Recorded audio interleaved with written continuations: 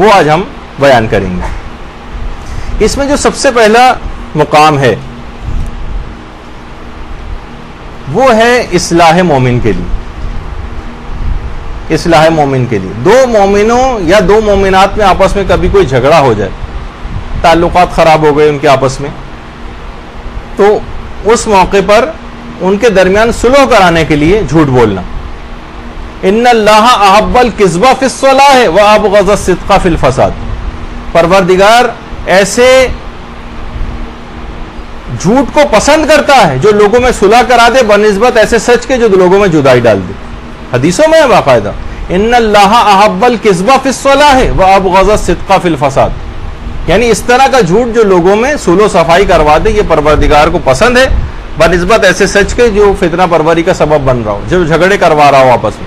जी हाँ, इन्होंने मुझसे कहा था आपके मुताल्लिक ये बात, जी हाँ मैं गवाही देती हूँ उन्होंने फला मौके पर आपके लिए ये बात कही थी। ये अब क्या ये ऐसा सच है कि जो लोगों में जुदाई डलवा रहा है। इस्लाह मोमिन के लिए, लोगों में सुलह कराने के लिए इसकी इजाजत है। मसलन आप किसी मोमिना के पास गए, दो मोमिनात में आपस में झगड़ा हुआ, आप कहेंगे भाई तुम बिला वजह ही उसके इतने खिलाफ हो, जब मैं वो गई थी तो वो तो बहुत तुम्हारी तारीफ कर रही थी और बड़ी नादिम थी कि हमारे दरमियान आपस में इस तरह के इख्तलाफात क्यों हो गए। अब उसके दिल में भी जरा उसके लिए कोई नरम गोशा पैदा हो जाएगा।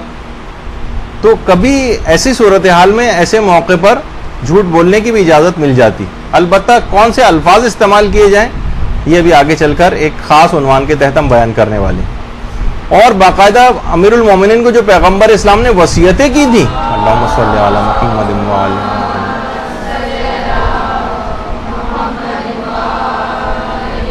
उसमें भी ये बात बयान की थी कि या अली सलासो युहसिनु फीहिन्नल किज़्बु अल मकीदतु फिल हर्बे व अत्तुका ज़ौजतिक वल इस्लाहु बैनन नास। ए अली, तीन बातों में झूठ बोलना बहुत अच्छा है। सलासो युहसिनु फीहिन्नल किज़्बु, तीन चीजों में झूठ बोलना अच्छा है। अल मकीदतु फिल हर्ब, जंग के मौके पर दुश्मन को धोखा देते वक्त, वातुका ज़ौजतिक, बीबी से झूठा वादा करते वक्त। अभी मैं इसकी तफसील बयान करूंगा, इसको वो मत समझिएगा कि इसके क्या मायने हैं। ये उलमा का नजरिया सिलसिले में कुछ और है कि यहाँ पर क्या बात बयान की। वैसे कुछ उलमा ये फरमाते हैं कि जो इस हदीस को सही समझते हैं और उनके नजदीक साबित भी है कि आम तौर पर उस वादे के मुताल्लिक बात नहीं कही गई है जो आम तौर पर मसलन जा रहा हो कि बेगम इंशाल्लाह आज तनख्वाह मिलेगी तुम्हारे लिए मैं ज़रूर फुला कपड़े लेकर आऊँगा, और ये दिमाग में इरादा हो किसी तरीके से टाल दूंगा। मसलन कुछ उलमा फरमाते हैं कि इसके असल में मायने ये हैं कि अगर कोई शख्स, किसी शख्स की दो बीवियां और दोनों को वो ज़्यादा इस बात को कहे कि तुमसे ही मैं ज़्यादा मोहब्बत करता हूँ, मसलन ये वाला यकीन और इत्मीनान दिलाए, जबकि उसके दिल में कोई और बात हो, तो भी वो इन मानों के अंदर कुछ उलमा ने जो इसकी तशरीहात की हैं कि शायद इसके मायने ये हो। लेकिन वैसे उलमा के नज़दीक इस किस्म की रिवायतों का म्यार क्या है अभी आगे चलकर आने वाला है। ये हर चीज़ आगे जा रही है, आखिर में बहुत सारी चीज़ें कहीं ना जमा हो जाएं। खैर, तो ये एक चीज़ हो गई लोगों के दरमियान सुलह सफाई के लिए। दूसरी चीज़ है जहाँ पर इजाज़त है झूठ बोलने की। जी हाँ, वो भी आगे आ रहा है। हाँ, रुक जाइए ज़रा, मुझे मेरे पास सब है, मैं तरतीब। आपने देखा कि वो तो पैगंबर की हदीस में बात आ रही है ना, मैं अभी उस हदीस के ऊपर डिस्कस नहीं कर रहा। हमारी पहला था कि लोगों में सुलह कराने के लिए वो बात हो गई। अब दूसरी चीज़ जहाँ पर झूठ बोलने की इजाज़त है वो है दफ़े ज़रर के मौके पर, यानी जिस वक्त कोई नुकसान पहुँचने का अंदेशा हो उस वक्त। ये दूसरी चीज़ है, वो तो हदीस की बात अलग थी, वो भी हम अभी फ़िलहाल बयान नहीं कर रहे, उसका मफहूम कुछ और है जो भी आगे चलकर आने वाला है। नुकसान से बचने के लिए कभी देखें कैसे फितने हो जाते हैं शहरों के अंदर, इतना ज़बरदस्त कोई फितना और फसाद हो गया माशरे के अंदर, और पकड़ पकड़ के मसलन जैसे हमारे लियाकताबाद के बहुत से फसादात हुए थे, फ़िरका वाराना फसादात। अब लोग पकड़ पकड़ के मसलन नाम पूछ रहे हैं कि नाम बताओ, क्या हमने सही नाम बता दिया तो जनाब फ़िरका वाराना फसादात हो रहे हैं, क्योंकि और हो सकता है मैं मार दिया जाए।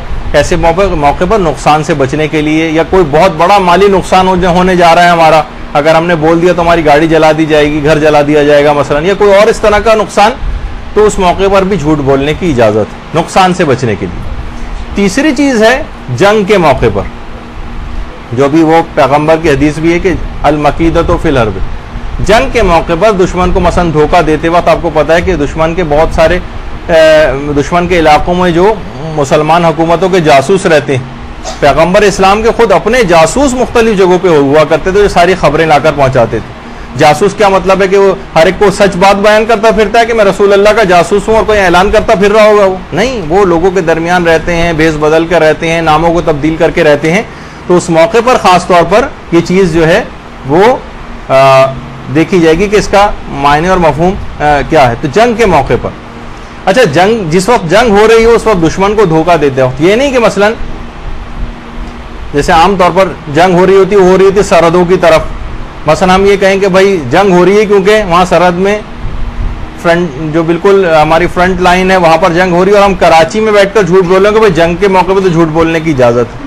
नहीं, दुश्मन को धोखा देने के लिए जो झूठ बोला जाता है, यानी ये ना हो कि हम अपने घर पे बैठ के, जैसे वो बात याद आ गई मुझे, मौलाना मोहतरम एक है हमारे दोस्त, उन्होंने बात याद दिलाई कि भाई आपने दरस में वो चीज़ बयान की थी कि इजाज़त है कि वो लड़का जो है वो लड़की को शादी की नीयत से जब देखता है तो उसको देखने की इजाज़त है, पर्दा उतरवा के भी देख सकता है। तो उन्होंने बड़ा अच्छा उस वक्त मुतवज्जे कराया, जो पॉइंट में बयान करना भूल गया था कि ये इजाज़त फ़कत लड़के के लिए है, उसके अब्बा हुजूर के लिए नहीं है, उसके भाइयों के लिए नहीं है। मसलन लोग उससे सुबह इस्तेफादा करते हैं, भाई देखने की इजाज़त तो पूरी फैमिली ले जाकर उसको देखने के लिए आई हुई है लड़की, और वो बेपर्दगी है, सिर्फ और सिर्फ उस लड़के को इजाज़त है शादी के लिए आया है कि वो पर्दे से कुछ पर्दा उतरवा के उसको देखने की इजाज़त है, लेकिन ये हर शख्स को इजाज़त नहीं।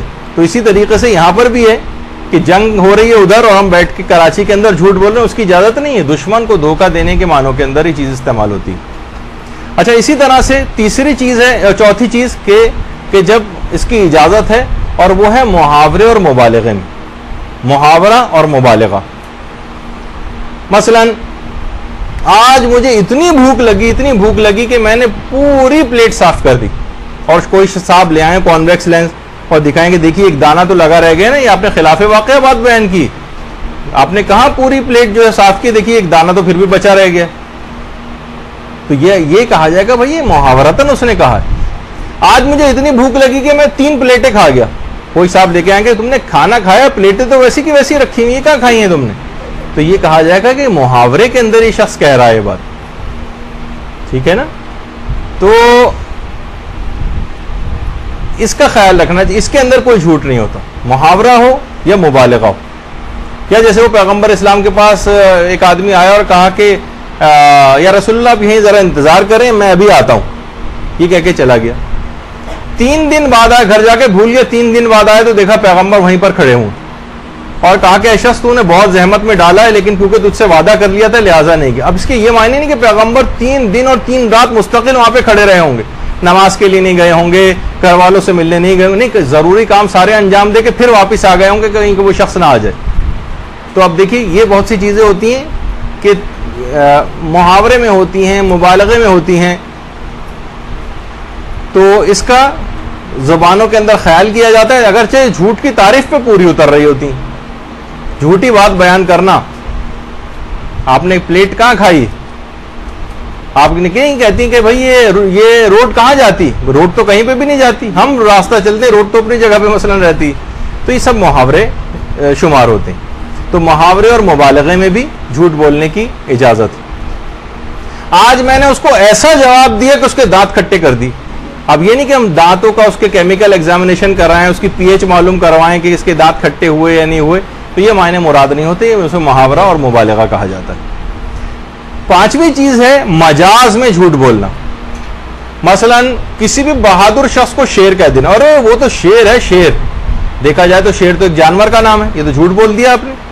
जो 4 पांव के ऊपर चलता है, ये मसलन 2 पांव के ऊपर चलने वाला आदमी अशरफुल मखलूकात है, इसको आप शेर कह रहे हैं, नहीं मजाजन कह रहे हैं। या किसी भी जो जरा कमजोर दिल का आदमी है, उस कोई बुज़दिल है मसलन, उसको कहना ये चूहा है, चूहा, तो ये मजाजन आपने कहा है, जायज तो है ये, लेकिन इस तरह से लोगों को कहना हो सकता है ये फिर दूसरे मानों में चला जाएगा, लोगों को बुरे अलकाब से पुकारना, उसका गुनाह मिलेगा चाहे झूठ का गुनाह ना मिले। तो बहरहाल मजाज में झूठ बोलने की इजाजत है। नंबर 6, मिसाल में झूठ बोलने की इजाजत है। मिसाल, बशर्ते मिसाल किसी नेकी की अच्छाई के लिए हो, किसी बुराई की मजम्मत के लिए हो, या खुदा की मारिफत और हिकमत बयान करने के लिए दी जाए। मिसाल में झूठ बोलने की इजाजत है। शर्त यह है कि मिसाल किसी नेकी की अच्छाई के लिए होनी चाहिए, या किसी बुराई की मजम्मत के लिए हो, या खुदा की मारिफत और हिकमत बयान करने के लिए दी जाए। अमूमी जिंदगी में उर्फन भी अगर बहुत सी मिसालें साहब कहते हैं भाई फॉर एग्जाम्पल अगर मैं किसी जगह जा रहा हूं और वहां ऐसा हो जाए तो बताइए फिर आप क्या करेंगे। तो मसलन बहुत सी मिसालें आप खुद ही अपने मुहावरों के अंदर, अपनी आम जुबान के अंदर बहुत सारी चीजें मिसालों के तौर पर बयान कर रहे होते हैं, उसमें झगड़ा नहीं करना चाहिए कि हम कहें कि नहीं मिसाल तो बिल्कुल झूठ बात बयान की आपने। तो मिसाल में देखिए जैसे कि हमारे इमाम हसन अलैहिस्सलातु वस्सलाम ने एक मिसाल बयान की थी।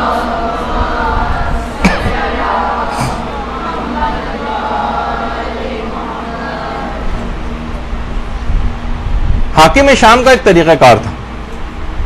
वो तरीक़ाकार ये था कि जब भी वो अपने दरबार में किसी भी शख्स से कहता था कि कोई ना कोई खड़ा हो जाए और अली की बुराई बयान करे, कोई शख्स भी खड़ा हो जाता था और अमीरुल मोमिनीन की बुराई करने लगता था। अच्छा, उसकी खसूसियत यह थी कि इमाम हसन को भी बुलाता था दरबार में, और इमाम हसन जाते थे और जो भी बुराई कर रहा होता था उसका जवाब देते थे। अच्छा, एक दिन एक शख्स को हाकिम शाम ने कहा कि तुम खड़े हो जाओ और अली की बुराई करो। उसका नाम था अमर इब्न उस्मान। उसका नाम था उस शख्स का अमर इब्न उस्मान। अब उसने अमीरुल मोमिनीन की बुराई करनी शुरू कर दी। इमाम हसन को गुस्सा आ गया। कहा, है शख्स तो जिस ढिठाई के साथ अमीरुल मोमिनीन की शान में गुस्ताखी कर रहा है तुझे तो इसका हक ही नहीं। देखिए, हक तो उन अफराद का भी नहीं था जो उससे पहले बुराई कर रहे थे, लेकिन बहरहाल दुश्मन अली होने के हवाले से माशरे में उनकी कोई हैसियत तो थी। अगरचे अमीरुल मोमिनीन उस पर भी नाराज होते थे कि आज ये जमाना आ गया है कि मेरा नाम हाकिम शाम के नाम के साथ लिया जाने लगा है, यानी अली की इससे ज्यादा मुसीबत अली के ऊपर क्या होगी कि बदनाम जमाना शख्स का नाम अमीरुल मोमिनीन के साथ लिया जाने लगे। तो बहरहाल दुश्मनी अली के हवाले से कोई ना कोई हैसियत तो होनी चाहिए कि भाई आपका भी कोई जान पहचान वाली हो, आपकी बुराई कर रही हो, जिससे आपकी लड़ाई झगड़ा हो, तो आप कहेंगे ठीक है चलें, इससे मेरा झगड़ा चल रहा है। लेकिन एक ऐसी राह चलती हुई रोड पे जाने वाली है, कोई ऐसी जिससे आपका दूर दूर का ताल्लुक और वास्ता ना, वो बुराई करे तो आपको भी गुस्सा आ जाएगा। कहा, शख्स है अमर इब्न उस्मान, तो जिस डिटाई के साथ अमीरुल मोमिनीन की शान में गुस्ताखी कर रहा है तुझे तो इसका हक ही नहीं। तेरी मिसाल तो उस मच्छर की सी मिसाल। अब देखिए इमाम हसन ने मिसाल बयान की, मिसाल में झूठ नहीं होता, अगरचे देखा जाए झूठ की तारीफ पे पूरी उतर रही। क्या शख्स अमर इब्न उस्मान, तेरी मिसाल उस मच्छर की सी मिसाल है जो खजूर के दरख्त पर आकर बैठ गया, थोड़ी देर बैठा रहा, जब उड़ना चाहता था तो खजूर के दरख्त से मुखातिब होकर कहने लगा, खजूर के दरख्त जरा मजबूत हो जा, ऐसा ना हो कि मेरे उड़ने से तुझे कोई नुकसान पहुंच जाए। तो खजूर के दरख्त ने कहा, मच्छर तेरे तो आकर बैठने का मुझे पता ना चला, तो उड़ के जाने का क्या पता चलेगा। ए अमर इब्न उस्मान, तेरी मिसाल उस मच्छर की सी मिसाल। अब ना तो ऐसा कोई मच्छर था मसलन, ना ऐसा कोई खजूर का दरख्त था, ना उनके दरमियान ऐसा कोई मुकालमा हुआ, लेकिन मिसाल में एक बुराई की मजम्मत के लिए इमाम हसन अलैहिस्सलातु वस्सलाम ने एक मिसाल बयान की।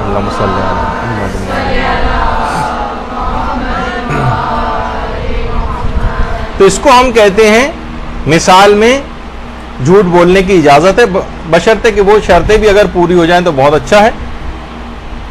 तो फिर खिलाफ वाक़या बात उस मिसाल के जरिए बयान की जा सकती है। सातवां मुकाम है जुबान हाल।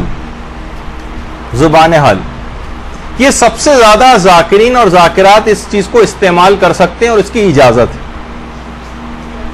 जुबान हाल के मायने है कि एक चीज पेश नहीं आई, लेकिन वो हालात ऐसे थे कि इसमें वो चीज पेश आ सकती थी। मसलन आप नहीं कहती कि मुझे इतना उस पर गुस्सा आया कि मैंने कहा कि अगर ये मेरे हाथ लग गया तो मैं इसे छोड़ूंगी नहीं। मसलन देखा जाए तो ये आपने कहा नहीं है, जबान से नहीं कहा था आपने, लेकिन किसी को भी आप बयान करती हैं तो जुबान हाल के तौर पे गोया आप ये कह रही थी कि ये मेरे हाथ अगर ये खातून लग जाए तो मैं ना छोड़ूंगी नहीं। मसलन वैसे आप अमूमी जिंदगी में ऐसा नहीं होना चाहिए कि मिसाल में मैंने बात बयान की और मिसाल में आपने सुन ही लिया कि झूठ सच नहीं होता, तो मिसाल पे बयान ही अमल करने की कोशिश ना करें। तो जैसे कि जाकिरीन इसमें बयान करते हैं कि जब 11 मुहर्रम का काफिला चल रहा था और जब हजरत ज़ैनब सलामुल्लाह अलैहा के सवार होने की बारी आई,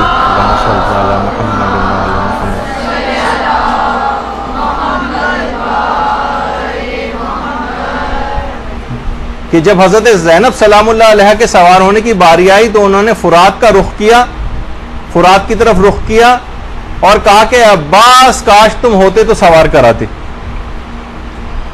तो ये किसी भी रिवायत में जुमला है नहीं शहजादी का, लेकिन ज़ाकिरीन इसको फिर भी पढ़ते हैं ज़ुबान हाल के तौर पर। यानी इतनी खस्तगी हो चुकी थी 11 मुहर्रम को और वो वाक़या उनको याद आ रहा था कि जब चली थी मदीने से तो किस शान और शौकत के साथ सवार कराने वाले अफराद थे, और आज जो ये सूरत हाल हो गई, बेसरो सामानी का ये आलम हो गया, तो फुरात का रुख किया और कहा कि अब्बास तुम होते तो सवार करवाते। यानी हजरत ज़ैनब सलामुल्लाह अलैहा की हालत ज़ार ऐसी हो गई थी, दुख तकालीफ आराम मसाइब परेशानियों और मुसीबतों की वजह से, कि गोया जुबान हाल से वो कह रही थी कि अब्बास तुम होते तो सवार कराते।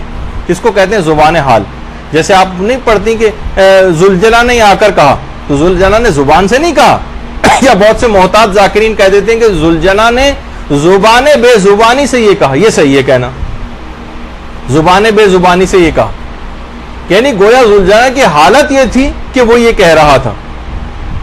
तो इस तरह करके बहुत सारे जुमले कहे जा सकते हैं जुबान हाल के तौर पर, लेकिन इसमें मोहतात जुमले इस्तेमाल करने चाहिए और किसी को यह नतीजा नहीं निकलना चाहिए कि आइमा मासूमिन अलैहिमुस्सलाम ने या मसलन शहजादी ने ये अल्फाज भी नहीं ऐसे कहें। कोई ना कोई ऐसा करीना उस जुमले में होना चाहिए जिससे जुबान हाल होने का पता चले। जैसे बहुत सारे ज़ाकिरीन ने आपने सुना हो कहते हैं कि मेरा दिल ये कहता है कि शायद शहजादी ने उस वक्त ये कहा हो, और मसाइब के तौर पर आपने बयान कर दिया तो खिलाफ वाक़या बात भी नहीं हुई और जुबान हाल भी इसके अंदर आ गई कि उस वक्त हालत ये थी कि शायद अगर ऐसा मौका होता तो शायद वो ये कह देती। आपने सुना होगा बहुत से ज़ाकिरीन या ज़ाकिरात इस तरह जुमले इस्तेमाल कर रहे होते हैं, वो वही जुबान हाल के तौर पर, ताकि झूठ के गुनाह से अपने आप को बचा सकें, वरना खिलाफ वाक़या बात हो जाती। जैसे अक्सर जो मोहतात उलमा है उसमें बड़े सख्त गिरी के भी कायल हैं। एक जाकिर किसी जगह मसलन मजलिस पढ़ रहे थे ईरान में, तो जाकिर ने ये पढ़ा, उलमा भी आपको पता है कि मजालिस में आकर बैठते हैं, इल्मी माहौल हो तो ये बातें उसमें हो जाती हैं। तो जाकिर ने कहा कि इमाम ने हजरत ज़ैनब से कहा या ज़ैनब या ज़ैनब तो फौरन उन आलिम ने पकड़ लिया और कहा कि तूने 2 दफ़ा कैसे कहा? इमाम ने फ़कत 1 दफ़ा या ज़ैनब कहा था। तो बहुत से इस तरह के मोहतात उलमा भी होते हैं, लेकिन बहरहाल हम अभी ज़ुबान हाल के तौर पर इसमें इतनी मिसालें पूरे 1.5-2 घंटे की मिसालें इसमें बयान हो सकती हैं कि वाक़यात करबला में ज़ुबान हाल, ख़ास तौर पर जो ख़वातीन मजालिस पढ़ती हैं वो या तो ऑथेंटिक मसाइब पढ़ें या फिर बहुत सारी ऐसी चीज़ें सीखें कि जहाँ अपने आप को गुनाहों से भी वो बचा सकें और झूठ का गुनाह उनके ऊपर लाजिम ना आए। अच्छा, इसी तरह से 5-10 मिनट है, उसके बाद आपको वक्फा दे दिया जाएगा थोड़ा सा, ताकि आप लोग कुछ फ्रेश हो जाएं, क्योंकि आज एसी काम नहीं कर रहे हैं गर्मी की वजह से, और ये परेशानी आप लोगों को यकीनन हो रही होगी। अल्लाहुम्मा सल्ली अला मुहम्मद व आले मुहम्मद।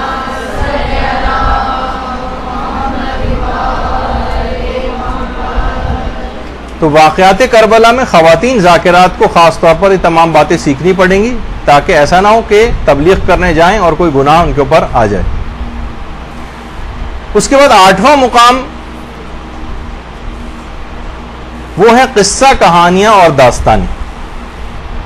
किस्सा कहानियां और दास्तानी जाहिर है कि सुनने वाले को भी या पढ़ने वाले को भी पता है कि झूठी है, और लिखने वाले को भी पता है कि मैं झूठी कहानी लिख रहा हूं, तो इसमें कोई हरज नहीं। देखा जाए तो सारी कहानियां और किस्से झूठे होते हैं, जो खुद से बनाए होते हैं। जितने आप डाइजेस्ट पढ़ती हैं सारे झूठे वाक़यात होते हैं, लेकिन फिर भी ये हराम नहीं है, क्योंकि दोनों को पता है कि ये फर्जी बात है। अलबत्ता मसलन अगर किसी झूठे वाक़े को सच्चा वाक़या कह के अगर आप बयान करें, सच्ची कहानियां मसलन जो लिखी जाती हैं उसमें झूठी कहानी लिख के भेजें और उस पर टैग लगा दें सच्ची कहानी का, तो अब ये झूठ और हराम हो जाएगा। पढ़ने वाला इसको सच्ची कहानी समझ के पढ़ रहा है या सच्चा वाक़या समझ के, और जबकि आपने लिखी झूठी कहानी, तो ये यहाँ पर ये बात गलत हो जाएगी। लेकिन कुछ भी ना लिखा हो, बस कहानी लिखी हो, फर्जी बात भी हो, तो उसमें चल जाएगा, कोई हर्ज नहीं। तो उसमें इस बात की इजाज़त है। अलबत्ता पहले ज़माने के कुछ उलमा हमारे से गुजरे जो इसको भी कहते थे कि इससे भी एहतियात की जाए। हत्ता कि अल्लामा मजलिसी का भी एक रुझान झूठे वाक़या, झूठे किस्से बयान करने पर वो भी इसकी लगता ऐसा है कि वो हुर्मत के कायल थे। उसके बाद नवा मुकाम है जहां झूठ बोलने की इजाजत है, उसको कहते हैं इंशा। देखिए अरबी जुमले जो हैं, अरबी जुमले उनकी वैसे तो बहुत सारी इक़साम है, लेकिन दो इक़साम में भी उसको डिवाइड किया जाता है। एक को कहते हैं अखबार और एक को कहते हैं इंशा। अखबार और इंशा, अखबार ऐसी खबर को कहते हैं, ऐसी बात को कहते हैं जिसको सुनकर आप झूठ और सच का पता चला सकें।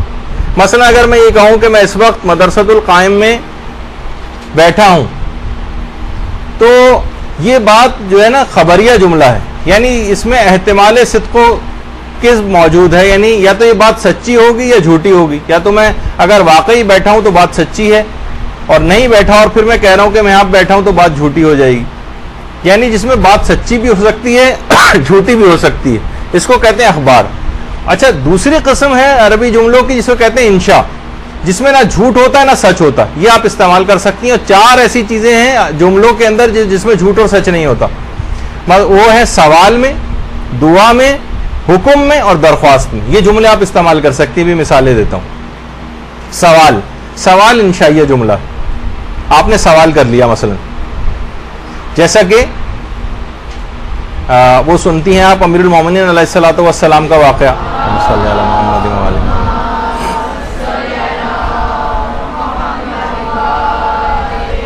कि शब हिजरत जब अमीरुल मोमिनीन बिस्तर पर सोए थे और उसके बाद काफिरों ने जब चादर हटाई थी तो देखा रसूलुल्लाह मौजूद नहीं, बल्कि उनकी जगह पे अमीरुल मोमिनीन अलैहिस्सलाम है। तो कहा कि रसूलुल्लाह किधर हैं? तो अच्छा, वो अगर अमीरुल मोमिनीन ये कहते कि मुझे नहीं पता, तो इल्मे इमामत से तो उनको पता था कि मसलन कहाँ है। अगर वो कहते कि हाँ मुझे पता है कि मसलन फला जगह पे हैं, तो काफिर जाकर पैगंबर को नुकसान पहुंचाते। अब क्या करें? मौला ने इंशाइया जुमला इस्तेमाल किया, क्या तुम उन्हें मेरे सुपुर्द करके गए थे? सवाल कर लिया। सवाल ऐसा जुमला है जो इंशाइया होता है, इंशा में झूठ और सच होता ही नहीं। तो आपने देखा कि बहुत सारी चीजें इससे पता चलती हैं वाकयात के अंदर। अगर आप देखें तो सवाल कर लिया, सवाल में कोई झूठ और सच नहीं होता। मसलन आपने किसी की ग़ीबत कर दी, खुदा ना खास्ता, वो आ गई लड़ने खातून आपसे, क्या तुमने मेरी ग़ीबत की है या मेरी बुराई की है?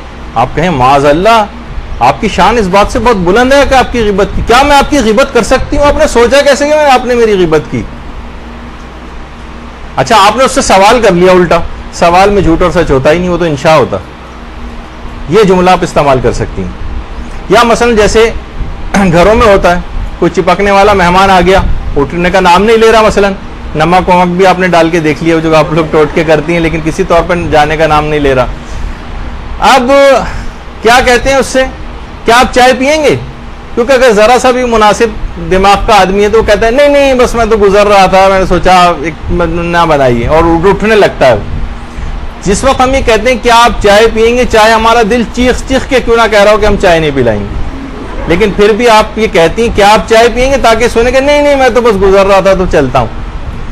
तो ये आपने उससे उल्टा सवाल कर लिया क्या चाय पिएंगे, इसमें कोई झूठ और सच वाली बात नहीं। या मसलन खुदा ना खास्ता आप फेल हो गई किसी एग्जाम में, इम्तिहान में फेल हो गई, और कोई आपकी सहेली आई कह रहे मैंने सुना है तुम फेल हो गई, तो आप कहें कि क्या बात करती हो, क्या मैं फेल हो सकती हूँ? पूरे साल तैयारी की थी, क्या मैं फेल हो सकती हूँ? आपने सवाल कर लिया। हाँ अलबत्ता ट्रैक रिकॉर्ड खराब है, वो दूसरा सवाल अगर पूछ लिया कहेंगे हाँ पहले भी तुम कई दफा फेल हो चुकी, अब भी हो सकती हो, तो फिर एक मसला हो जाएगा, फिर कोई और जुमला सोचना पड़ेगा आपको। लेकिन बहरहाल आपका ही उससे सवाल करना, क्या मैं फेल हो सकती हूँ, एक सवाल है, सवाल जो इंशा होता है, और इंशा के अंदर कोई झूठ और सच नहीं होता। इसी तरह से दुआ, हम बरसरे रोजगार हैं लेकिन हम दुआ करें परवरदिगार हमें और रोजगार दे, या हमें रोजगार दे, सिर्फ इतना भी कह रहे हैं तब भी झूठ नहीं। दुआ के अंदर कोई दुआ इंशा होती है, इंशा में झूठ और सच नहीं। हुक्म, जाओ मसलन मुझे मेरे लिए खाना लाओ, जैसे अक्सर घर का सरबराह मसलन अगर कह रहा हो किसी को, चाहे उसको भूख नहीं हो तब भी वो हुक्म दे सकता है, कोई हुक्म में झूठ सच नहीं होता। दरख्वास्त, चाहे मैं प्यास नहीं लग रही हो तब भी क्या आप मुझे पानी लाके दे सकती, दरख्वास्त करना। तो बहरहाल सवाल, दुआ, हुक्म और दरख्वास्त, इसके अंदर सबसे ज्यादा काम आने वाला मसला आपका सवाल है। आप उल्टा उससे अगर सवाल कर लें तो अपने आप को झूठ के गुनाह से बचा सकते हैं और वो शख्स भी मुतमईन हो सकता है। तो अगरचे अभी 5 रह गए हैं हमारे पास, लेकिन वो 5 में ही पूरा 1.5 घंटा निकल जाएगा। वो सबसे अहम तरीन जो अब जहां झूठ बोलना जो आपको सबसे ज्यादा काम आने वाला मसला है, वो अब वक्फे के बाद हम शुरू करेंगे। इस दौरान आप पानी वगैरह पी लें ताकि कुछ गर्मी कम हो जाए, फिर उसके बाद इंशाअल्लाह फिर अपनी गुफ्तगू आगे बढ़ाएंगे। और सल्लल्लाहु अला मुहम्मदिन व अलैहि तय्यबीन अत्ताहिरीन।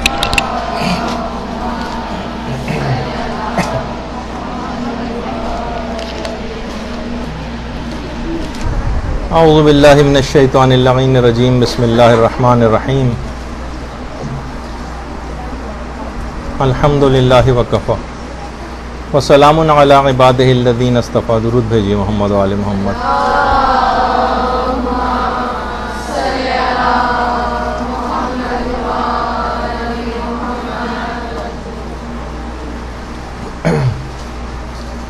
तो वो मुकामात के जहां झूठ बोलने की इजाज़त थी वो बयान हो रहे थे। 9 बयान हो गए थे, अब 10वां। ये सबसे ज्यादा काम आने वाला मसला है और इसको कहा जाता है तोरिया। तोरिया ऐसा जुमला है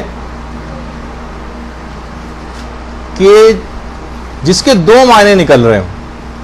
आप अपने दिल में बिल्कुल सही मायने लेकर रखें और दूसरा जो सामने वाला है ख्वाह उसके गलत मायने और मफहूम को लेकर चला जाए। यानी जू मायने जुमले इस्तेमाल करना, जबकि दिल में सही मायने लेकर रखे जाएं और दूसरा सुनने वाला जो है उसके गलत मायने लेकर कोई खुद से कोई मफहूम निकाल ले। और अभी आगे चलकर जो इस्तफ्तात और फतवे आपकी खिदमत में पेश किए जाएंगे उससे आपको अंदाजा होगा कि शायद ये एहतियात वाजिब की बिना पर जरूरी है कि आपको तोरिये वाले जुमले इस्तेमाल करना सीखना चाहिए ताकि आप झूठ से बच सकें, वरना लामोहाला झूठ के अंदर गिरफ्तार होना पड़ेगा। तो तोरिया कहते हैं ऐसे जुमलों को कि जिनके 2 मायने निकल रहे हो। हम अपने दिल में सही मायने लेकर रखें, दूसरे चाहे गलत मायने लेकर चला जाए। अच्छा, अब मिसालों से बात वाज़ेह होगी। मसलन हजरत इब्राहिम अलैहिस्सलाम, दुरूद भेजिए मोहम्मद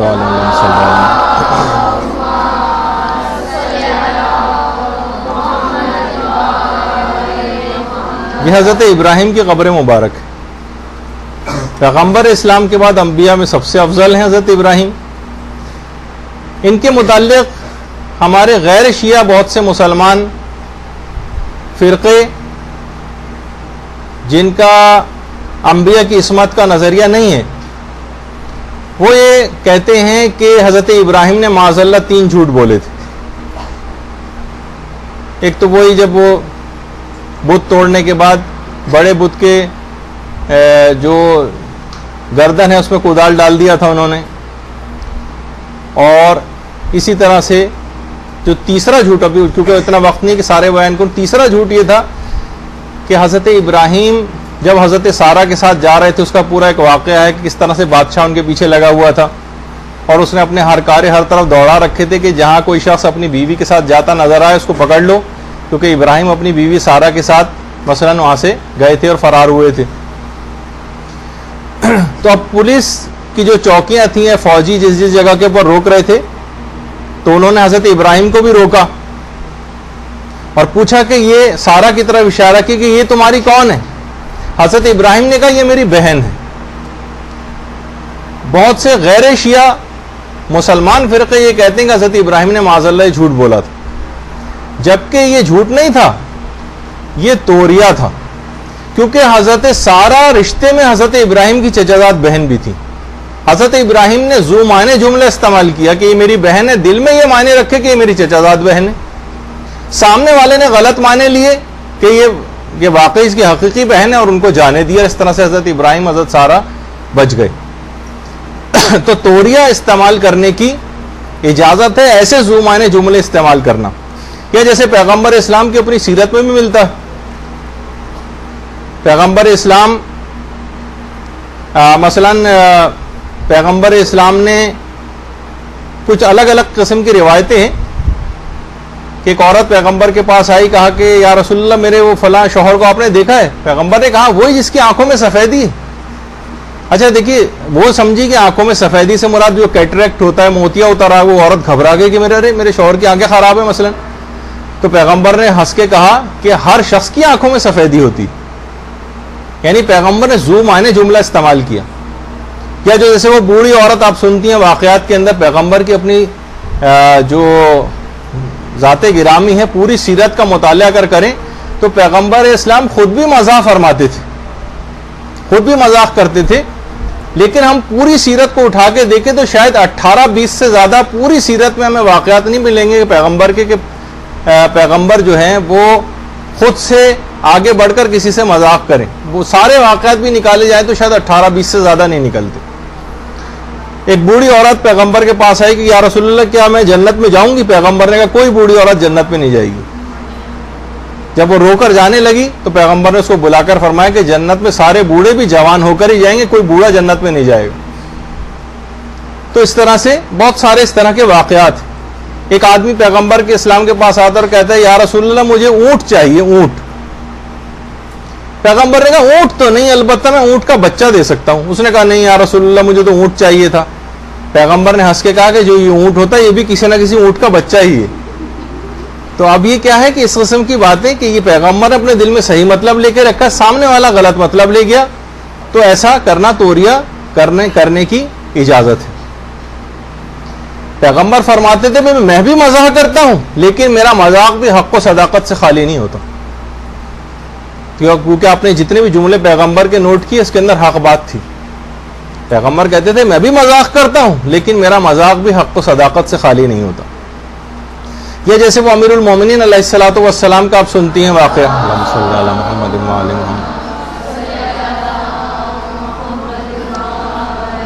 कभी आप वाक़यात को इस अंदाज से भी कभी देखिए कि उसके अंदर कितने फ़िक़ही पहलू भी छुपे हुए होते हैं।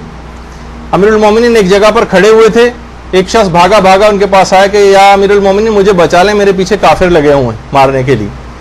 अमीरुल मोमिनीन ने कहा अच्छा फला जगह जाकर छुप जाओ। वो जाकर वहां छुप गया। अमीरुल मोमिनीन खड़े हुए थे, बैठ गए नीचे।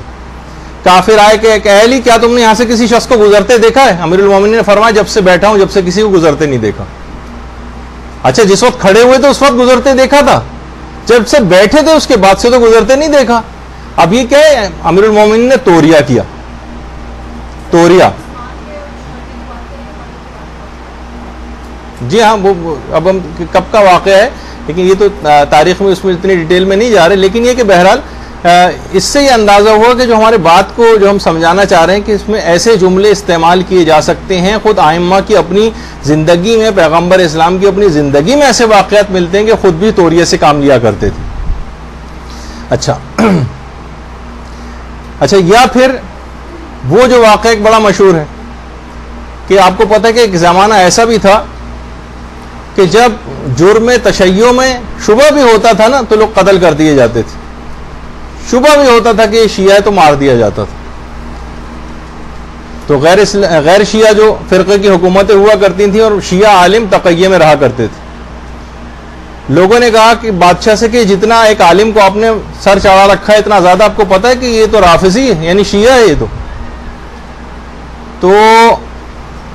आप, बादशाह ने कहा अच्छा हम कैसे पता चलाएं कि ये शिया है? कहा कि ऐसा करें इसको अपने दरबार में बुलाएं, इससे पूछें खुलाफा की तादाद कितनी, रसूल के खुलाफा की तादाद कितनी। हमें पता है कि आदमी सच्चा है। अगर इससे आप पूछेंगे खुलाफा की तादाद कितनी, अगर ये कहे 4 है तो समझ जाइए कि ये हमारे अकीदे पर है। अगर ये कहे खुलाफा की तादाद 12 है तो समझ जाइए कि शिया है, झूठ नहीं बोलेगा, इतना हमें यकीन है कि आदिल। बादशाह ने उन आलिम को बुलाया और कहा कि बताओ खुलाफा की तादाद कितनी है। उन आलिम ने देखिए अब तोरिया किया, कहा कि बादशाह सलामत मैं इनको कितनी दफा बता चुका हूं कि खुलाफा की तादाद 4 है, 4 है, 4 है, 4 12 हो गए। बादशाह ने अपने दिल में माने मतलब ये समझे कि 4 से मुराद ये कि ये तो हमारे अकीदे पे, और उनको छोड़ दिया गया इस तरह से। तो देखिए ये सब चीजें क्या हैं कि बहरहाल इससे पता चलता है कि हमारे उलमा भी इस तरह से तौरिया करते रहें और अपनी जानों को बचाते रहें। हम भी अज़ाब जहन्नुम से अपने आप को बचाने के लिए अमूमी ज़िंदगी में भी तौरिये की मिसालें।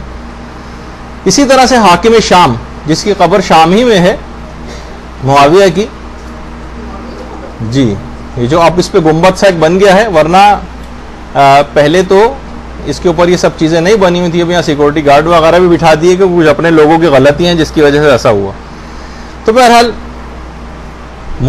एक अमीरुल मोमिनीन के जो भाई थे हज़रत अकील इब्न अबी तालिब, अकील बाज़ मसलहतों की वजह से मौला को छोड़कर हाकिम शाम के पास चले गए थे। यह अलग बात है कि अकील का शाम जाना शाम वालों के लिए अहले बैत की मारिफत का सबब बना था। बाद में जाकर ये पता चला कि अकील ने शाम वालों के ऊपर क्या काम किया। लेकिन आपको पता है कि जैसे एक पार्टी से निकलकर दूसरी पार्टी में जब इंसान जाता है तो उस पार्टी वाले हाथों हाथ उसको लेते हैं। हाकिम शाम ने भी कहा कि बड़ा अच्छा मौका है, अकील जो अमीरुल मोमिनीन का भाई है, अली का भाई, ये खुद छोड़कर हमारे पास आ गया है, इसको इस्तेमाल करना चाहिए। कहा कि अकील, तुमको कल जुमे के बाद मिंबर पे जाना है और अली की बुराई करना है। अच्छा, अब क्योंकि अकील एक खास मसलहत के तहत वहां पर गए थे, अब बादशाह ने हुक्म भी दे दिया था हाकिम ने कि जाके बुराई करना है, तो अब ये मिंबर पे गए और कहा अमरनी फुला, मुझे हाकिम ने यह हुक्म दिया है कि मैं अली पर लानत करूं, बस उस पर अल्लाह की लानत। मुझे हाकिम ने हुक्म दिया है कि मैं अली पर लानत करूं, बस उस पर अल्लाह की लानत। अच्छा, हाकिम शाम दिल दिल में खुश हो रहा है कि अली के ऊपर लानत कर रहे हैं, जबकि उसके ऊपर लानत करके गए अकील। तो अब इससे भी पता चला कि इस तरह से करने की भी इजाजत है। इसी तरीके से वो आप सुनती हैं जो अमूमी जिंदगी की मिसालें, मिर्जा गालिब जिनकी दिल्ली में कब्र भी है, तो मिर्जा गालिब उसमें मिलता है वाकयात में भी कि मिर्जा गालिब रोजे वगैरह नहीं रखा करते थे। बादशाह ने एक दफा रमजान में बुलाया और कहा कि जी मिर्जा साहब कितने रोजे रखे? कहा हुजूर एक नहीं रखा। अच्छा, बादशाह ये समझ रहा है कि शायद जो एक नहीं रखा, इन्होंने एक नहीं रखा से मुराद एक भी नहीं रखा, जैसा कि हमारे यहाँ भी शुमार होता है, हुजूर एक नहीं रखा। तो अमूमी जिंदगी में ये इस तरह से तौरिये की मिसालें हो जाती हैं। अच्छा, अब आ जाइए उसके ऊपर कि अभी जो हम कह रहे थे कि घर पर कोई आए और हम उससे मिलना नहीं चाहते, तो उससे क्या हल निकालेंगे, कैसे मना करें? तो अब देखिए, आयतुल्लाह सिस्तानी से सवाल पूछा गया और उसका जवाब। आमतौर पर टेलीफोन पे भी ऐसा होता है। अब मैं अपने मफहूम में इसको बयान कर रहा हूँ तेज रफ्तारी के साथ कि मसलन टेलीफोन आता है और आपसे कोई कहता है भाई फुला साहब को बुला दें, जबकि वो घर में मौजूद होते हैं, हम मना कर दें कि नहीं भाई वो तो घर पे नहीं है, तो क्या ये हराम होगा? तो जवाब ये आया कि इस मौके पर जायज़ है कि तौरिया किया जाए और किसी भी जगह एक नुक्ते पर उंगली रख दी जाए और कहा जाए कि वो यहां तो मौजूद नहीं। ये जो अल्फाज हैं इसके, ये बेऐन ही इमाम मासूम की एक रिवायत के अंदर आए। थोड़े से अल्फाज का फर्क है, ज़ाहिर है इसमें तो टेलीफोन वाला मसला, उसमें टेलीफोन का तो मसला नहीं है, लेकिन घर पर अगर कोई शख्स आए और कोई भी शख्स दरवाजे पे जो जाए, वो दरवाजे से मसलन मुंह बाहर निकाल के गए, खुद इमाम मासूम ने ये तरीका बताया। मेरे पास आज वक्त नहीं था, वरना मैं उसकी स्लाइड बना के वो हदीस भी आपको दिखाता लाकर। इमाम ने खुद फरमाया कि जाकर किसी दरवाजे पर जाओ और हाथ उंगली रख दो किसी खास जगह पे और उससे मुंह बाहर निकाल के मसलन कहो कि वो तो यहां पर तो नहीं, वो समझेगा कि घर में नहीं है, जबकि उस उंगली की तरफ इशारा कि उस नुक्ते, उस पॉइंट पर जहां आपने उंगली रखी हुई यहां पर नहीं। इमाम अहले सुन्नत के उलमा में से इमाम आमश गुजरे, वो अपनी जो घर में बहुत सारे मिलने मिलाने वाले आते थे, तो अपनी घर की मुलाजमा वो कह रखा था और ये चीजें सिखाई थी बाकायदा। इमाम गजाली ने अपनी किताब इस्लाम में, जिसका उर्दू तर्जुमा भी हो चुका है, हर जगह पे दस्तयाब भी है उनकी किताब, उसमें भी इस वाक़े को लिखा है और तौरिया के जवाब पर पूरा एक चैप्टर है उस किताब के अंदर। यानी सिर्फ ये हमारा फ़िक़ही मसला नहीं है, खुद अहले सुन्नत के यहाँ भी ये फ़िक़ही मसला मौजूद है कि तौरिया करने की मुकम्मल इजाज़त है। तो टेलीफोन के मौके पर कोई भी ऐसे अल्फाज आपको मुनासिब इस्तेमाल करना है, जैसे अभी इसकी तफसील भी फ़िक़ही मसाइल भी मैं आगे चलकर आपके सामने जो है वो पेश करूंगा। तो किसी भी जगह हाथ रख दिया जाए और कहा जाए यहां पर तो नहीं। अच्छा, ये भी नहीं कि मुज्तहिद ने अपनी तरफ से बयान किया, बिल्कुल यही अल्फाज रिवायत के अंदर इमाम मासूम ने बताए कि तौरिया कैसे किया जाए ऐसे मौके पर। तो देखिए, दीन इस्लाम बहुत आसान है, हमारी आसानी के लिए कितनी चीजें, वरना इससे पहले सब लोग झूठ ही बोलते आ रहे हैं। अब ये दूसरा एक तरीका आपको बता दिया गया कि आप झूठ के गुनाह से बच सकें, कि ज़ू माने जुमले आप कैसे इस्तेमाल कर सकती हैं। अच्छा, अब आ जाइए वो कि जनाब हम किसी जगह गए और खाने पे हमको इनवाइट किया जा रहा है, अब हम तोरियां वहां पर कैसे करें? या तो हम खाना खाने बैठ जाएं हर जगह, या ये कि झूठ बोलें कि नहीं हमारा पेट भर कि हमें भूख नहीं है। तो ये जुमला तो इस्तेमाल नहीं किया जा सकता कि हमें भूख नहीं है, लेकिन आप ये कह सकती हैं कि मेरा पेट भरा हुआ है। जाहिर है आपका पेट ढोल की तरह से खाली तो नहीं है, अंदर उसके अंदर मैदा भी है, आटे भी हैं। आप दिल में ये तसव्वुर रखें दिमाग में कि मेरा पेट भरा हुआ है मुख्तलिफ चीजों से, खाली नहीं है। इसमें इतने सारे ऑर्गन है, लिवर है, जिगर, स्प्लीन, तिल्ली और पित्ता और कौन कौन से आते हैं और सब कुछ मौजूद है इसके अंदर, पेट भरा हुआ है। आप ये कहते हैं भाई मेरा तो पेट भरा हुआ है, वो समझेगा कि नहीं आप खा हुआ के आए हैं और इस लिहाज से या मैं खाना खा चुका हूं। अच्छा, इसमें भी नियत करें मैंने कल खाना खाया था, या सुबह को मसलन मैंने नाश्ता किया था, या मैंने कल जो खाना खाया था रात को उसकी नियत कर लें, तो ये भी तोरिया में शुमार हो जाएगा और आपको इस बात की इजाजत मिल जाएगी कि आप ये कहते हैं कि मैं खाना खा चुका हूं, या आप ये कहते हैं कि मेरा पेट भरा हुआ है। लेकिन आप ये नहीं कह सकते कि नहीं नहीं मुझे भूख नहीं, जबकि वाकई भूख लग रही हो। हाँ, वाकई नहीं लग रही तो आप कह सकती हैं कि भूख नहीं है मुझे, लेकिन इस किस्म के अल्फाज ये इस्तेमाल किए जा सकते हैं। तोरिया हालत मजबूरी में तो खैर कर ही सकती हैं आप इस्तेमाल। क्या आम हालात में तोरिया करने की इजाजत है? बाकायदा आका सिस्तानी से इस्तफ्ता भी किया गया और सारे जिनका उलमा का मैं नाम नहीं भी ले रहा वो भी सब इसके कायल हैं। पूछा गया कि किसी खास स्पेसिफिक हालात में ही तोरिया किया जा सकता है क्या? तो वहां से जवाब आया कि नहीं, कोई खास हालात नहीं, अमूमी तौर पर हर जगह तोरिया किया जा सकता है, कोई मसला नहीं है। चाहे कोई आपको परेशानी नहीं भी है तब भी आप तोरिया वाले अल्फाज इस्तेमाल कर सकती हैं। यानी ऐसा नहीं है कि हमें कोई नुकसान ही पहुंच रहा हो बहुत ज्यादा तभी हम तोरिये को इस्तेमाल कर सकते हैं, वैसे इस्तेमाल नहीं कर सकते। नहीं, ऐसा मसला नहीं है। आपको इजाजत है कि आप वैसे भी तोरिये को अमूमी जिंदगी में भी इस्तेमाल कर सकती हैं। और आज से बहुत अरसे पहले जब इमाम खुमैनी जिस जमाने में हयात थे और जिंदा थे, उस जमाने में मैंने खुद एक मसला लिख के उनसे दरियाफ्त किया था। कई मसले थे, उसमें जो दरमियान वाला मसला उसमें यही पूछा था कि क्या आप आम हालात में तोरिये की इजाजत देते हैं? तो वहां से जवाब आया कि अगर दरूग ना बाशद माने नदारत बशर्ते अदम मफसदा, अगर सरीहन झूठ ना हो और कोई मफसदा भी इसमें ना हो तो फिर इसमें करने आम हालात में भी तोरिया करने की इजाजत है और उसमें कोई हर्ज नहीं, कोई इश्काल नहीं इसमें। तो बहरहाल इतना 20 साल पहले, पता नहीं कितने साल हो गए इसको, इससे भी आपको अंदाजा हो रहा होगा कि मैं कितने पुराने जमाने का हूं। तो बहरहाल जिस जमाने में इमाम खुमैनी हयात थे उस जमाने में लिख के पूछा गया था, तो वहां से भी ये बयान है, ये वाला जवाब आया कि इसकी इजाजत है बशर्ते कोई खराबी और फसाद वाक़ई ना हो। मसलन आप लोगों को तंग करने लगे, हाँ भाई कल मैं इंशाल्लाह वहां पहुंच जाऊंगा, कोई ऐसा तोरिया किया, वो बेचारे वहां पहुंच गए, वो खड़े हो, आप कहें बाद में कहें भाई मैंने तो तोरिया किया था, मैंने ये अल्फाज तो नहीं कहे थे। या मसलन किसी शख्स से आप कह रहे हो कारोबारी चक्करों में आपने ये तोरिया करने शुरू कर दिए, उसने आया कि आमों की मुझे जो है पेटियां चाहिए क्या, तो आपने कहा ठीक है मैं आपको पेटियां दे दूंगा। कितनी सौदा तय हो गया, जब पैसे ले लिए, जब पहुंचाई तो पता चला खाली पेटियां आप देके आ गए, उसमें तो आम है ही नहीं। वो कहे भाई ये आपने क्या किया? आप कहें भाई मैंने कहा था मैं पेटियां दूंगा, ये तो नहीं कहा था कि उसके अंदर आम भी होंगे। अब ये क्या, ये फसाद वाक़ हो रहा है। इस किस्म की बातों को करने की इजाजत नहीं। पता चला कारोबारी एग्रीमेंट्स के अंदर हमने तोरिया करना शुरू कर दिया, वहां पे तोरिया नहीं चलेगा, वहां सही और वाज़ेह और साफ बात करना पड़ेगी।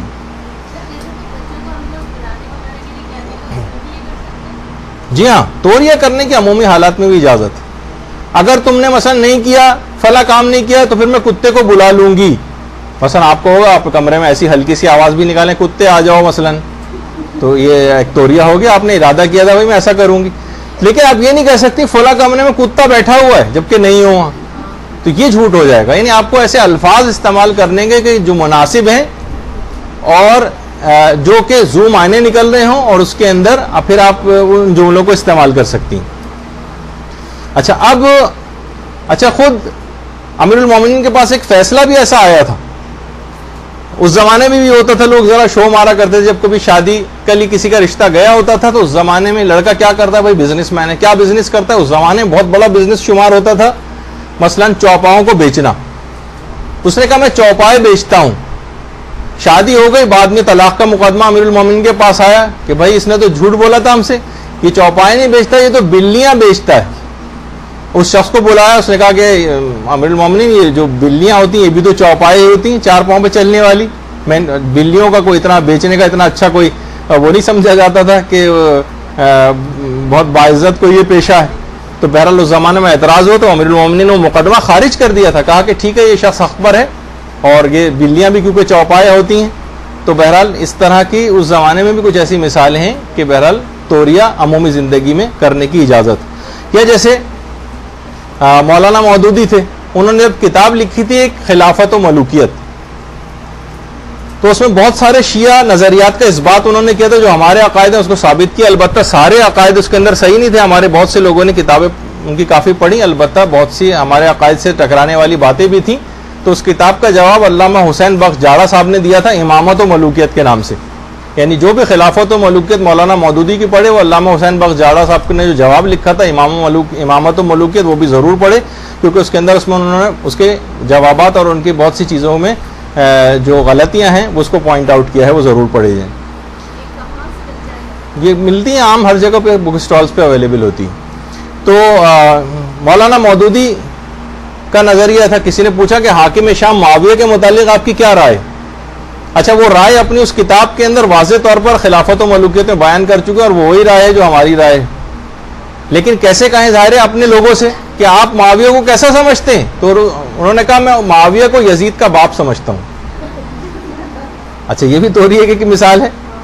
तो अमूमी ज़िंदगी में इस तरह से तोरिया किया जा सकता है। अच्छा, अब कुछ आप उलमा अहले सुन्नत भी इसके कायल, जब कहीं इस किस्म की बातें होती हैं और हम क्योंकि गैर शिया फ़िरक़ों के साथ हमें रहना पड़ता है, तो बहुत से लोग आप पे हो सकता है एतराज़ करें कि एक आपका झूठ बोलने का मसलन तक़य्ये का एक नज़रिया है आपका, और ये तोरिया भी झूठी की किस्म बन रही है, ये तो आप जो है अपने आप को धोखा देने के मुतरादिफ है। तो आप बहुत सी चीज़ें उसमें बयान कर सकती हैं। मसलन मैं आपको एक चीज़ सुनवाता हूँ, तो वो आप देखिए कि अल्लामा मुफ्ती मुनीबुर रहमान साहब आजकल काफ़ी ऑथेंटिक आलिम समझे जाते हैं गैर शिया हलकों में, तो उस लिहाज से उनका भी इस सिलसिले में क्या नज़रिया बनता है वो ज़रा आप अभी देख सकती हैं।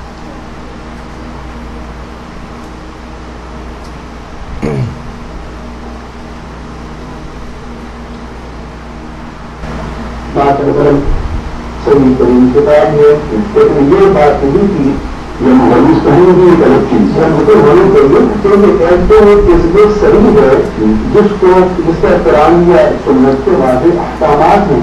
फिर की बात है कि एक मुश्किल से निकलने के लिए हदीस में ये कि इतना तो मारी में वो हतनामी हमें कैसे बात तोड़िया करना पड़ता है। मिसाल के तौर पर आपके सामने एक आदमी बंदूक लिए या खंजर लिए एक आदमी का ताक़ुब कर रहा है, और आप वहाँ खड़े हैं, आपके सामने वो बंदा घर में दाखिल हुआ है, लोगों का किया आपको पूछ रहे हैं, और आप समझते हैं कि अगर मैं चल तो वो यहाँ दाखिल हुआ है तो इसको ना जाने उसकी जान मिल जाएगी। तो अब आप उसको आप तोड़िया करेंगे, उसके साथ यहाँ से गुजरा था, तो ठीक है आपको ये हिदायत की सूरत बाकी हो जाएगी। तो तारीख तोड़िया यहाँ जो होता है उपजिया का लफ्ज़ जो है उसके लिए शरीक कतई के माना में नहीं है कि एक लफ्ज़ बोल कर जो है उन्होंने झूठ मुराद दिया जिसको हम झूठ कहते हैं, लेकिन ना ये बात तोड़िया होता है तो सही ये भी है कि हम इसकी निस्बत न करें। अगर कहीं ऐसा है तो हम कुरान मजीद के कलमात और तय्यबात की भी तफसील करते हैं, उनकी ताबीर करते हैं। अहादीस में जैसे कलमात आएंगे उनकी तफसील की जाएगी, उनकी ताबीर की जाएगी।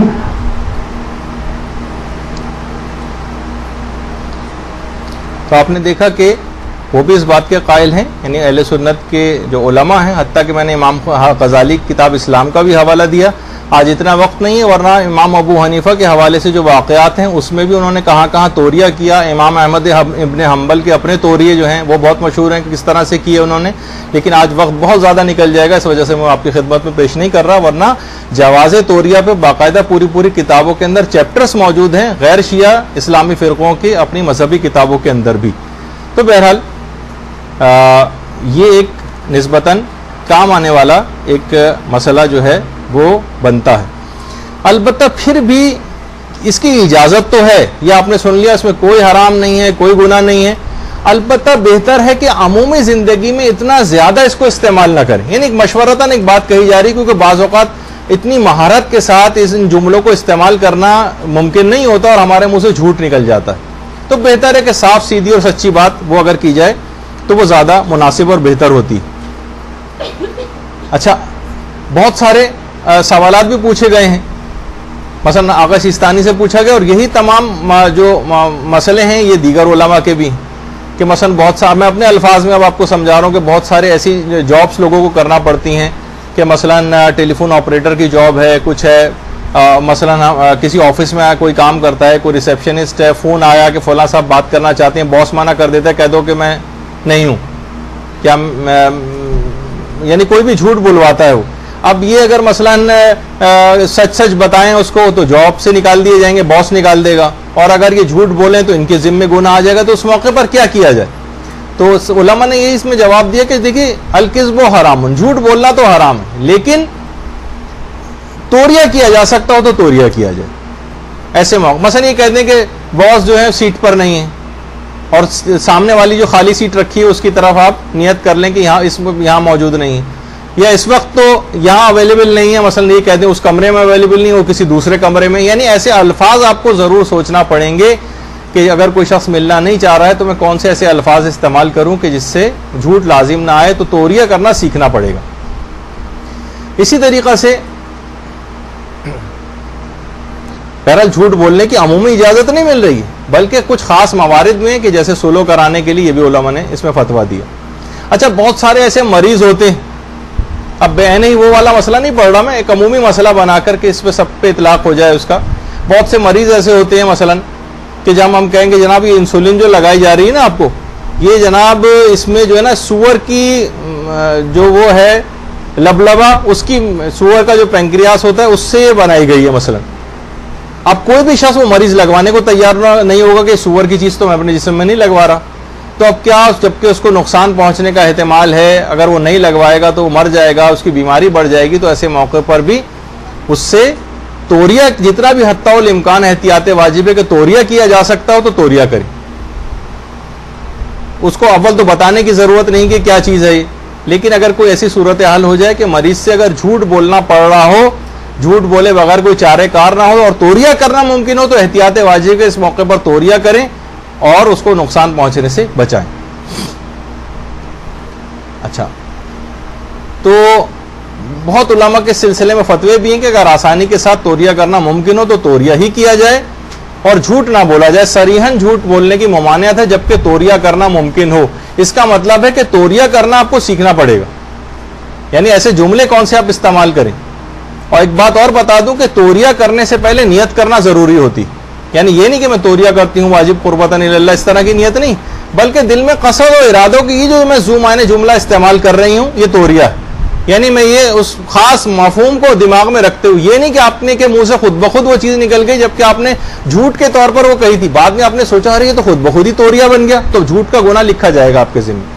यानी आपको तोरिये से पहले कसद करना होता है कि ये मैं तोरिया करने जा रही हूँ, ज़ू माने जुमला इस्तेमाल कर रही हूँ जिसके ये माने और मफहूम सही माने मैं अपने दिल में रख रही हूँ, सुनने वाला चाहे गलत माने लेकर चला जाए।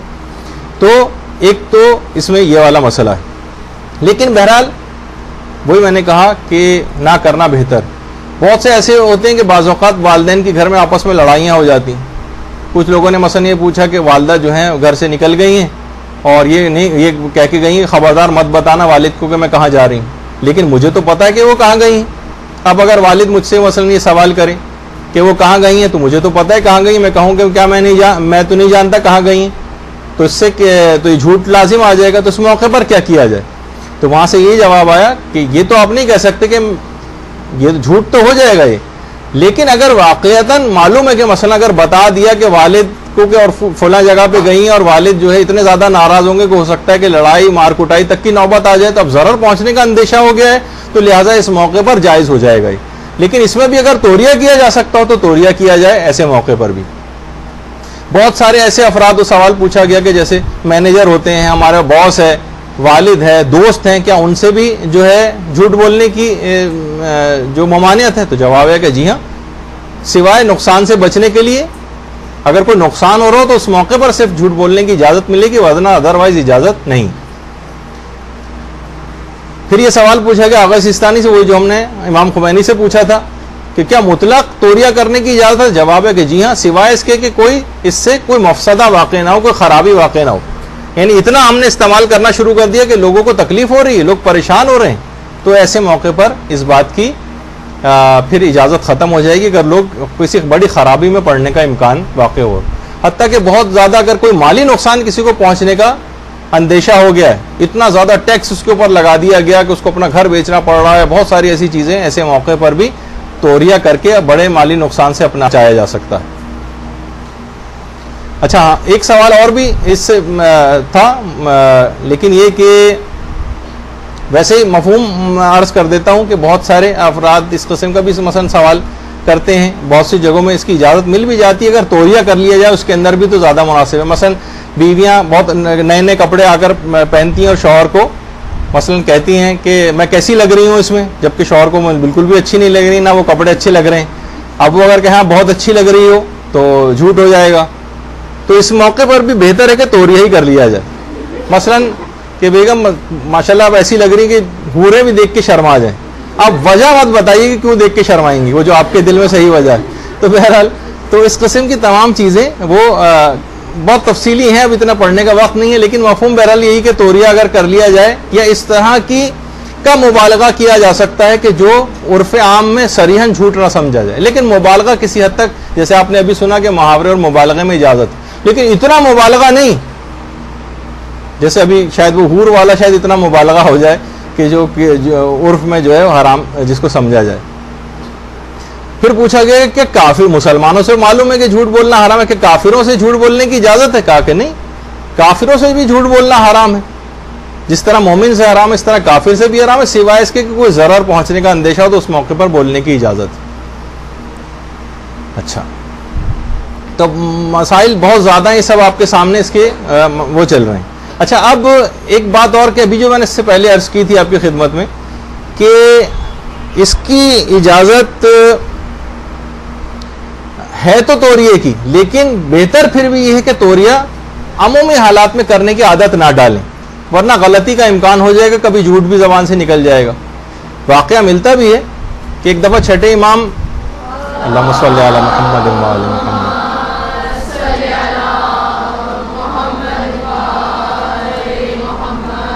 मस्जिद में बैठे हुए थे तो लोग भी उनके साथ थे। छठे इमाम उठे, इमाम के साथ उनके बेटे इस्माइल भी थे। ये हज़रत इस्माइल जो इमाम के जिनसे इस्माइली फ़िरका निकला है, यानी उन्होंने खुद तो नहीं किया था दावे इमामत, उनके इंतकाल के बाद लोगों ने उनको इमाम मान लिया था।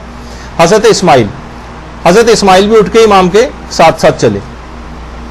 अच्छा, कुछ लोगों की आदत होती है, जैसे हमारे भी मौलाना गुलाम अली वज़ीरी यहाँ से निकलते हैं तो लोग नमाज के बाद एक गोल उनके साथ हो जाता है जो घर के दरवाजे तक आता है।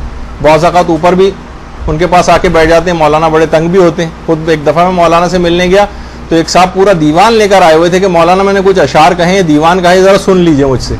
अब मौलाना बेचारे तंग हो रहे हैं, परेशान हो रहे हैं कि मैं इनसे कैसे अपना पीछे छुड़ाऊँ। तो इस तरह के तो बहुत सारे ऐसे अफराद आ जाते हैं। तो इमाम के साथ भी लोग लग जाते थे। इमाम अपने घर के दरवाजे तक आए, वो शख्स भी चलता चलता दरवाजे तक आया। इमाम ने इस्माइल को दरवाजे के अंदर लिया और उस शख्स से कहा अच्छा भाई खुदा हाफिज, एक एक ऐसे मुसाफा किया, दरवाजा बंद कर लिया। इस्माइल ने कहा बाबा उस शख्स से उसको अंदर ही बुला लेते।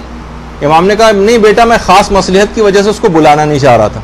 कहा कि बाबा तकल्लुफन और मुरव्वतन ही कह देते, मुझे मालूम है कि वो फिर भी नहीं आता, लेकिन कहने में क्या हर्ज था। इमाम ने कहा नहीं बेटा, क़यामत के दिन परवरदिगार मेरे नामे अमाल में वो बात भी मुझसे पूछेगा कि मेरे जुबान पर वो बात कैसे आई जो मेरे दिल में नहीं थी।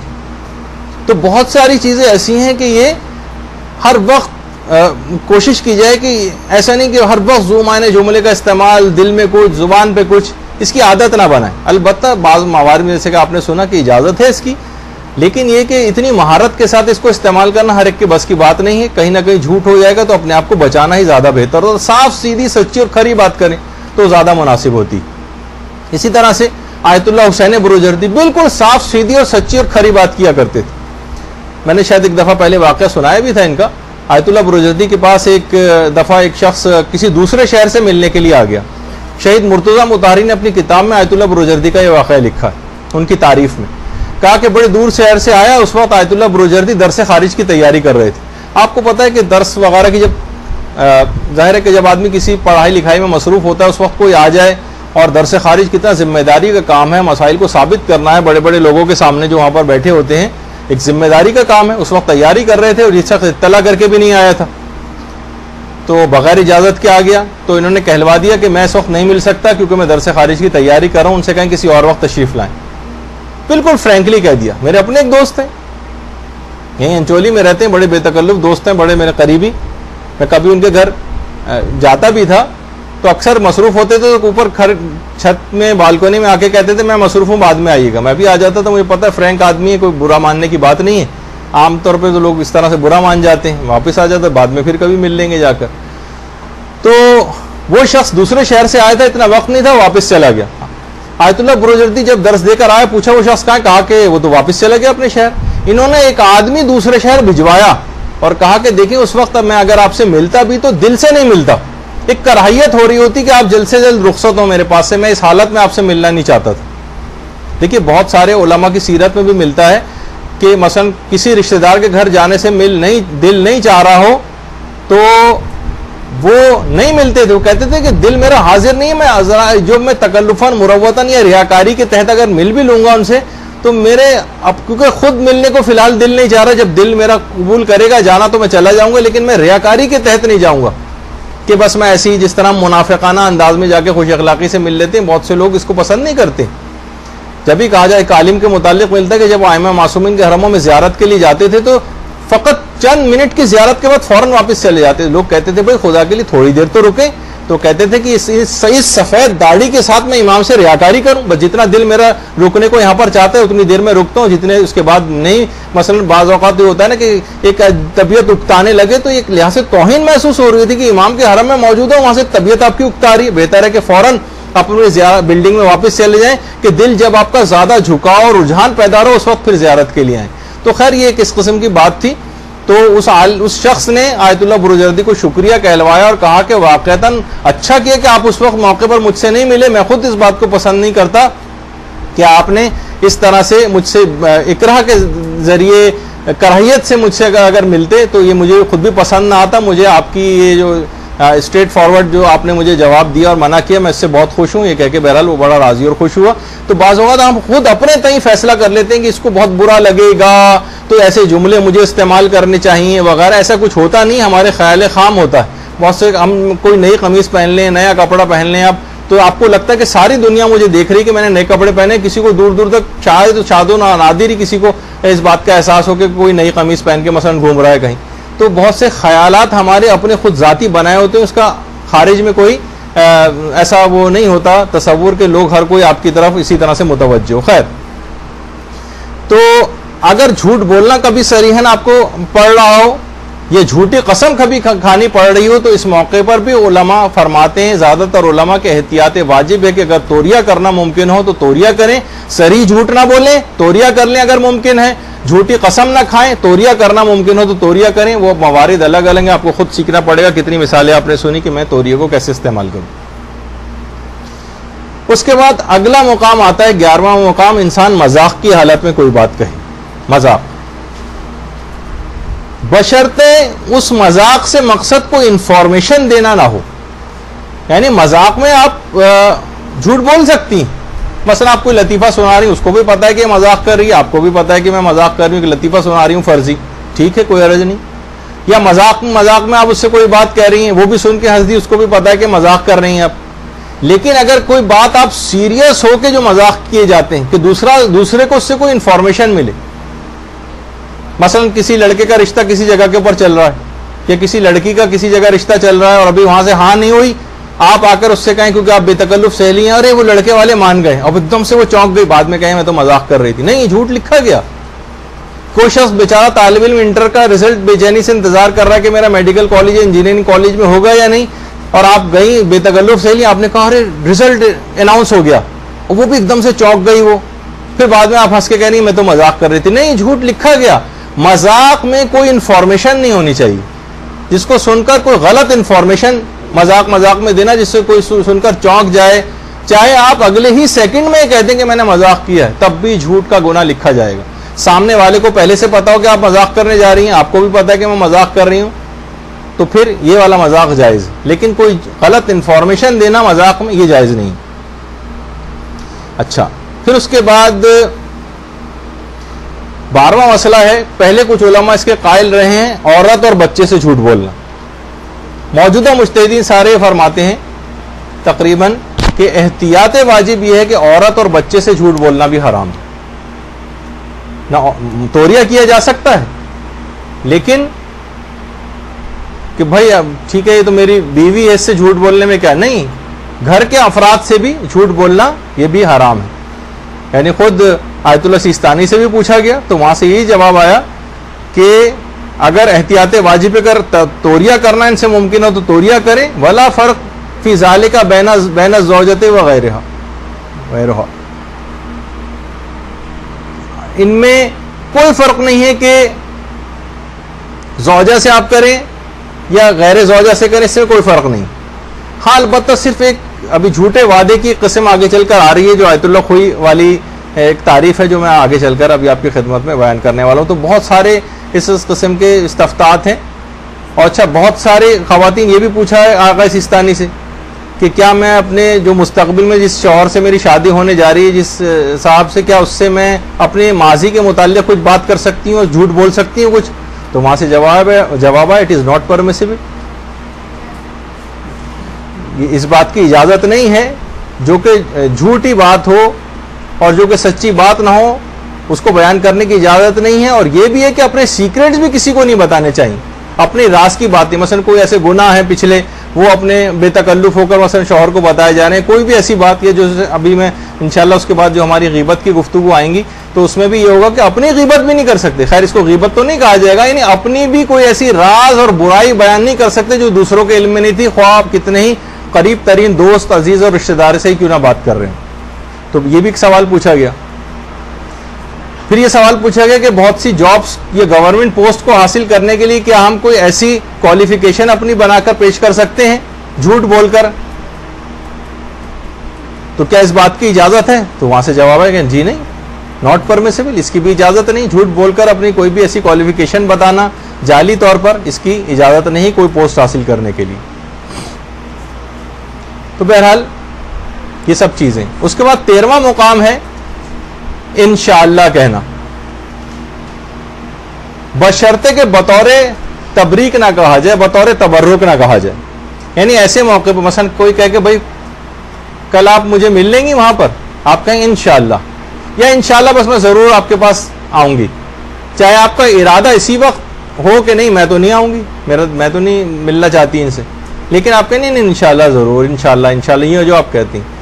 एक होता है इंशाअल्लाह बतौरे तबर्रुक कहना, ये नहीं जिसे आप आम तौर पर लोगों की जुबान पे जारी हो गया, जैसे लोगों को आप कहते हैं ना कि भाई इंशाअल्लाह, में लोग कहते हैं नहीं भाई पाकिस्तान इंशाअल्लाह नहीं चलेगा, आपको आना पड़ेगा, वही नहीं, वो आपके इंशाअल्लाह सुनते ही नहीं।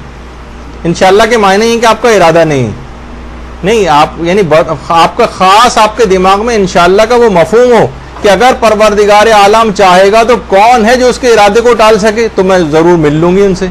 यानी आप अपने तौर पर नहीं बल्कि खुदा की तरफ निस्बत दे रही हैं इसको कि अगर परवरदिगार चाहेगा तो हमें आपस में मिला देगा। ये तसव्वुर रखते हुए अगर आप इंशाअल्लाह कहेंगे तो आपको इंशाअल्लाह का फ़िक़ही फ़ायदा मिलेगा।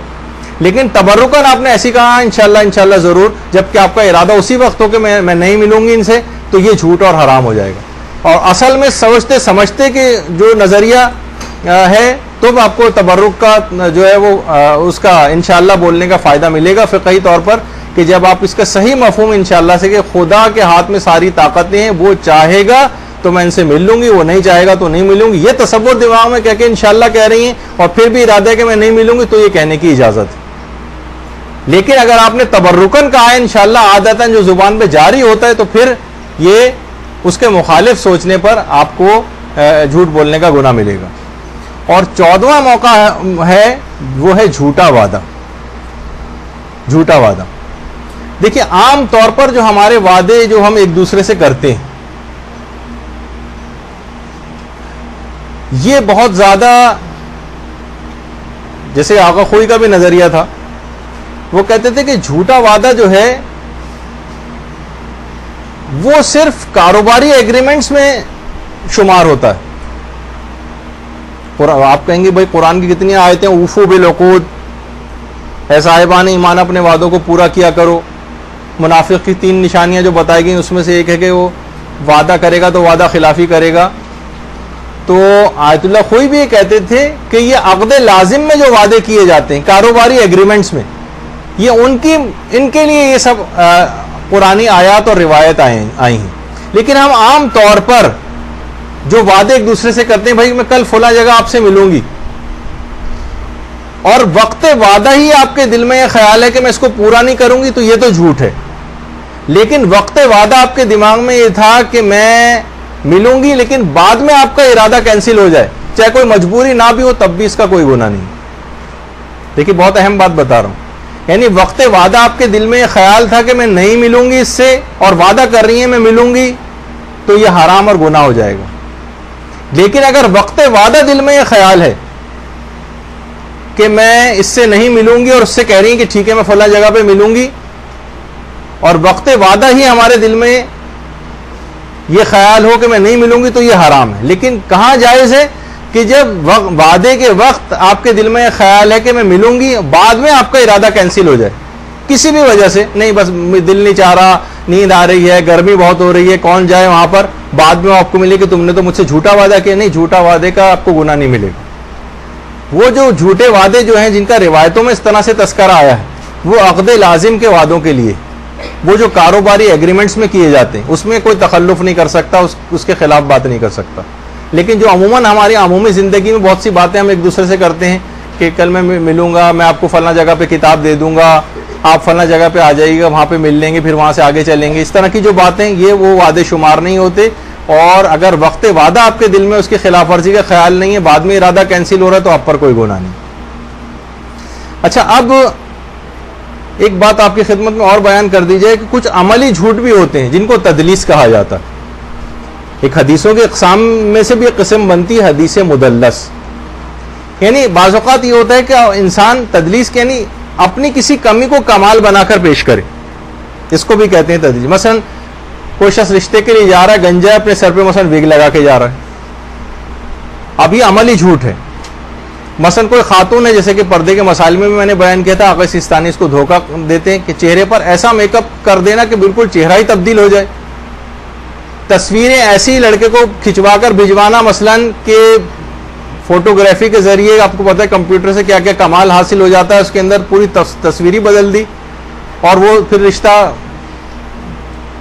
जो है वो कबूल हो रहा है। उसके बाद फिर जब हुइले रूसी में मसलन घूंघट उल्टा जा रहा है, तो फिर क्या हो रहा है, तो बस यानी वहां पर ये जो बिल्कुल इतना सरीहन जब झूठ बोला जाता है इस तरह से, और अपने किसी कमी को कमाल बनाकर पेश किया जाता है, तो उस मौके ऐसी तमाम चीज़ों का मुज्तहिदीन ने हराम करार दिया है कि वो भी झूठों की अमली इक़साम में आ जाता है, बल्कि धोखे की किस्मों में आ जाता है।